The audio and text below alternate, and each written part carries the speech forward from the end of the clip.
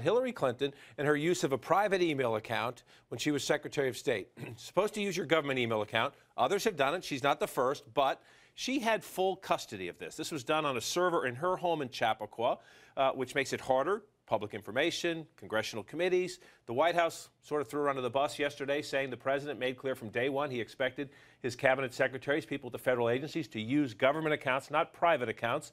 Hillary gave a speech last night to Emily's List, the Women's Political Action Committee, and of course, she got right to the point.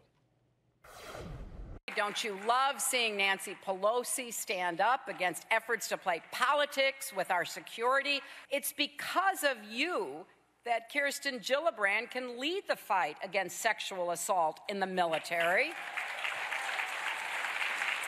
It's because of you that Elizabeth Warren can work to hold Wall Street accountable. Okay, nice words about Elizabeth Warren, Nancy Pelosi, nothing about this. I'm sort of torn on this. Yeah, she's about to launch a presidential campaign. This is a big story about her transparency. She's skirting at least the spirit, if not the letter, of the Federal Records Act, and she says nothing about it. Surprised? I'm a little surprised. I mean, the people I talked to before the speech yesterday, people sort of in Hillary's circle or outer circle, said, sure, this would probably be a good environment for her to do that. I mean, this is her base. These are her fans, 1,600 or so women there. So maybe she could have said something that was, you know, maybe about how she's often attacked. I think Stephanie Shriak, who's the president of Emily's List, talked about that, but she didn't take that opportunity. I think it also shows how vulnerable she is right now because she's in this non-campaign campaign phase, and she doesn't have that Clinton war room, that rapid response where she can put a full defense on. I mean, obviously some people responded to it in her camp, but in terms of a full-throated explanation, that's something we haven't seen. There were some jitters among Democrats yesterday. Essentially, you know, they see the foundation raising foreign money. They say, ugh, why do we have to deal with this? Now they see something like this. Ugh, as you mentioned, she doesn't have a full campaign staff yet to deal with this. The staff she does have, Jonathan, said nothing nefarious here. Nothing nefarious. She's got all the records. If anybody needs them, she's got them. But the law says and the regulations say, you know, they're supposed to be in the custody of the government. Even if you're using a private account, the day-to-day accounting, the day-to-day library, the day-to-day system is supposed to be inside the wall of a government building, not inside the wall of a private home in Chappaqua, New York. It's the public's information, not hers. Right. And that's the exchange you make when you become a public official. Right. And for history's sake, I think it's important to have a possession of that.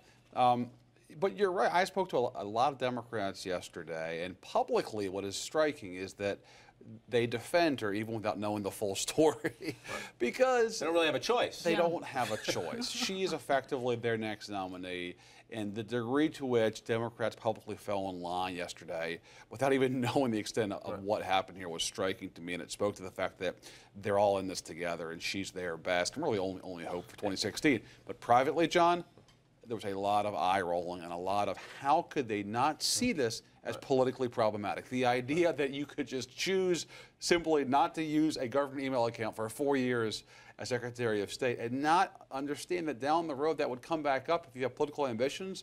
For lots of Democrats, that was puzzling. It'll come back up. And remember, we've all seen this now iconic photo of Hillary Clinton on a government plane during a trip as Secretary of State on her. You know, a lot of internet fun with these photos. There's a great series of things on the internet about what she's actually typing there that's actually pretty funny. It's still the head of her Twitter account. It's not as funny today, I guess, when you look at this. But you make an interesting point about Democrats lining up with her, not knowing the full story. Yeah. A lot of them also remember during the Bill Clinton presidency, they did that a few times and the trap door opened. When they got a little later and they found out more of the details, they regretted standing by. So that's one of the reasons for the jitters. Another is because Republicans, a lot of Democrats say it's a fool's errand. Why do they have another Benghazi committee? But the chairman of the Benghazi committee says this is proof there's more to learn. You do not need a law degree to have an understanding of how troubling this is. There are chain of custody issues, there are preservation of materials and documents issues, there are spoliation of evidence issues, and one should also be concerned about the national security implications of former Secretary Clinton using exclusively personal email accounts for the conducting of official U.S. foreign policy. That committee was expecting to hear from her at least once, and she's given every indication she will cooperate with the committee and testify. Chairman Gowdy now says maybe they need to talk to her twice. Yeah, that's right. And you had a situation, Democrats were pretty confident that this Benghazi investigation had sort of gone away, or at the very least had been so partisan that it wasn't necessarily going to be a big problem. I think the issues he raises there, talking about the security concerns, I think that's going to be a very, sort of line of argument that you hear over and over again. And this just gets at her entire record as Secretary of State. How much do we know? How much do we know about who she's been communicating with? And that's supposed to be one of her strong points. The Democratic fear is that this will embolden the Republicans on Capitol Hill, who have obvious majorities in both houses, to redouble their efforts to investigate every possible angle of not just Benghazi, but her entire tenure at State Department. That's Sabina Powell-John, as you know, is a powerful thing up there, and the idea that for the next 2 years, during the heart of her campaign, the Republicans on the Hill could really make some mischief. Do some real oversight is scary to Dems.